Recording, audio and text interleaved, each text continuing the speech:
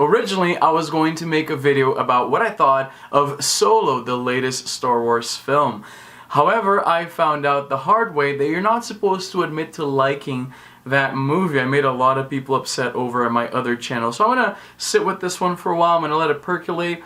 Perhaps I didn't make the best points in defense of the film. So let's set this aside for a while and let's talk about games I've been enjoying on the Nintendo Switch, because I know you guys love those types of videos. So let's jump right in.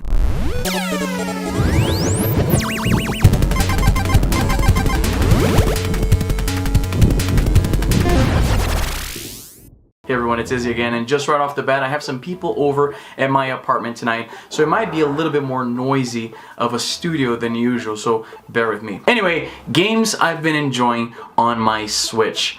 Little Nightmares. What a game. This is a game that's been out for a while, and it flew completely under my radar, leading credence to the idea that yes, if you're an indie developer, you should definitely consider putting your games out on the Switch. That's the hot game in town right now. That's where your games are going to get lots of exposure. You're going to get Switch YouTubers talking about it, so do it. As I was saying, this game is a little bit older, but I had never heard of it until it came up on a recent Nintendo Direct. And when I saw it, I saw like the game showed up for, I don't know, all of 5 seconds, and right there I was hooked. I knew I was gonna love this game. Little Nightmares is a survival horror slash it's hard to define. It's very much like Limbo or Inside if you played those games. It's a lot like those, perhaps too much like those games, although I don't think that's a bad thing. I love both of those games. You play the role of a little girl named Six who wakes up in this huge, and I mean huge, ship of unknown origins or purpose. All you know is you've been kidnapped along with a bunch of other kids, and there's these weird humanoid monsters that basically perform random functions in this ship. There's a janitor, there are cooks, there's these monstrous creatures that kind of do things around this ship, and you have to kind of like evade detection and capture by these things, and that's where the game really shines. I've played a lot of horror games, but none of them made me feel like a Little Nightmares. Like I can't say this about any other game. Perhaps in VR. I played some VR horror games that were very immersive and it gave me the same kind of sensation, but in Little Nightmares there's a lot of moments where you're just about to be caught by these monsters. There's a lot of these moments in the game because all of the escapes are really close. You have to figure out how to get from point A to point B, and there's a monster kind of in the middle there, and no matter what you do, it's always going to be very close. They're always going to be just behind you. And that moment when they're just about to catch you and you make a jump and you're in the clear, those moments, they always make the hairs in the back of my neck raise. Every time they catch you, it's very suspenseful, it's very effective. And we always keep coming back to this. Okay, dude, what the hell? I'm doing a thing here. Sorry. Okay, I'll fine. Okay, I'm sorry. Fuck, I lost it exactly where I was. There's a lot of moments like this in the game where you have to first figure out how to actually get past that room that you're in, and then evading detection by these big monsters, and you almost never manage to do that, so it's very intense. There's a lot of adrenaline pumping in a lot of moments in this game. I love the art direction in Little Nightmares. Everything looks so creepy and unsettling. It goes together so well with the story that the game is trying to tell. And as we find ourselves repeatedly going back to this old debate of whether or not games are art, I mean, I feel like this has long been settled, but we keep going back to it anyway. And they say that the main thing art has to do is elicit a response. You need to get a reaction from what you see for that to even be considered, for it to even be in the debate whether or not that is art. And the response, the emotional, the energy I get from that game, like the hairs in the back of my neck, standing on end at these close calls with these monsters and trying to figure out how to beat the puzzle before they get to where you are. I can honestly say I haven't played something that engrossing in a very long time. And that's an interesting choice of words because that game really puts the gross in engrossing. It's unsettling. And one thing I have to say, I think there's like one jump scare in the entire game. It's really, it builds to this it's more suspense than it is like jump in your face with like a weird monster face. It's really unsettling. It really makes you feel ill at ease. It's really an experience. Now, it's not a perfect game by any stretch of the imagination. For one, it's a little bit on the short side. I beat the game in about 5 hours, I think, and I really took my time. Considering I paid $40 for it, that's a little disappointing. I'm not a huge fan of the pricing scheme that developers are coming up with on the Switch with these ports. These games are older, they've been around for a while, they're available on other platforms for far cheaper in some cases, but I kind of understand why they're doing this. The Switch is the hot toy right now, so they know that people will buy these games, right? So it's understandable to a degree. What are you gonna do? Like, I suppose you could stop buying them to send a message, but sometimes the message doesn't get across the other side so clearly. And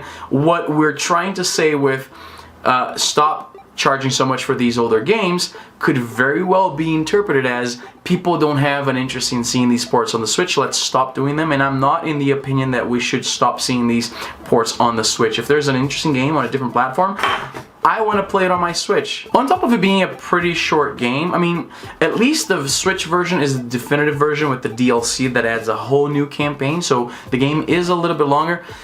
People complain that, especially in the final chapters of the game, it kind of devolves into a whole bunch of QuickTime events, and I'm not sure I would categorize them as such, but I see the criticism. There's a lot of moments, especially at the end of the game, where you're pretty much racing to run away from certain monsters, and it's like jump when this thing shows up and duck under this thing, and they're in such quick succession with not a lot of variety to the gameplay, not a lot of different ways for you to run away from those monsters, that it really feels like it's kind of like a bunch of QuickTime events. So I get it. I still love the game. One hell of a ride. I haven't even beat the second campaign, so it's still going for me.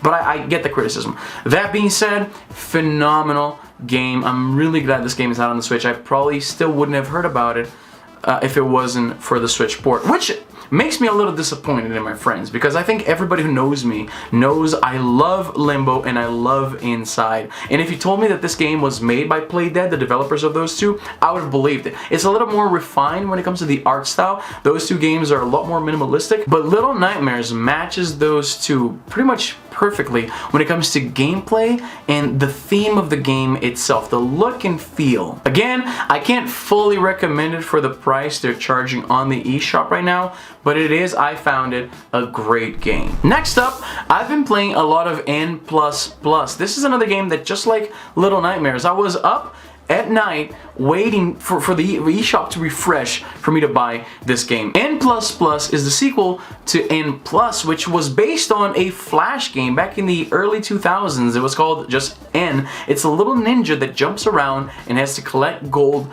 let's say coins. They're really square, so the game leaves a lot to the imagination. It's very simple. This is the kind of game that could have existed on like an 8-bit video game console. It's that simple, but what it has in simplicity, it matches in the gameplay. The gameplay itself of N++ is phenomenal. I played a lot of N on my computer when it was just a Flash game. I played a lot of N+ on both my DS and my PSP. In fact, I still play N+, and I was playing N+ on my 3DS right up until N++ came out.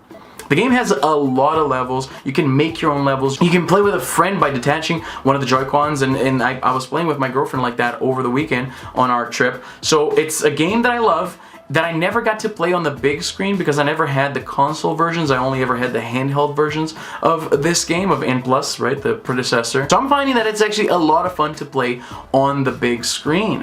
Like I said, it's an experience that I never had with this game before. I've put in easily a good 3 to 4 hours into this game, and I know that I barely scratched the surface. There's a lot of different level groups that you can beat. There's online leaderboards. Like I said, there's multiplayer, both co-op and race. It's just, there's a lot in this game. Again, a game that's a little bit on the older side. It's been out on other platforms, but I love that these things come out on the Switch. Again, I'm not a huge fan of the price they're charging, considering it is an older game, but this is kind of what we're going to see with the Switch a lot of the times. N++, like the previous games in this series, is a little unforgiving at times. It does ramp up the difficulty in a nice, steady curve. The first couple of levels are really to get your bearings and figure out how to move around and how to use the objects that you can interact in your mad dash from point A to point B.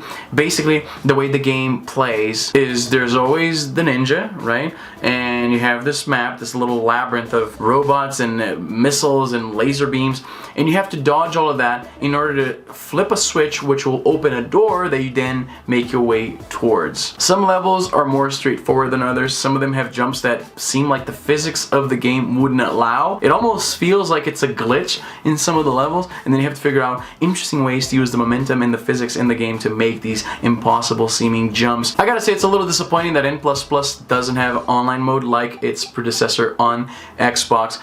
I would love to be able to play with my girlfriend when we're not together, but it's really only couch co-op. I get it. The game is kind of a throwback to classic platformer action that you'd see on like a Super Nintendo and things like that. So it makes sense for a game with that concept to be really limited to couch co-op. I mean, I'm not gonna say it makes sense because it's hard to justify it not having an online mode in 2018, but I kind of get why they did it like that. By the way, there's over 4,000 levels in N++, so there's a lot of meat to bite into when you pick this game up. Definitely recommend. This is a series that I've been playing for so long. I'm so happy it made its way to the Switch, and even just talking about the game right now makes me want to go play it. So I think that's where I'm going to leave this video. Let me know what you've been playing on your Switch or on other consoles that you might have. If you're new here, consider subscribing and leaving a comment.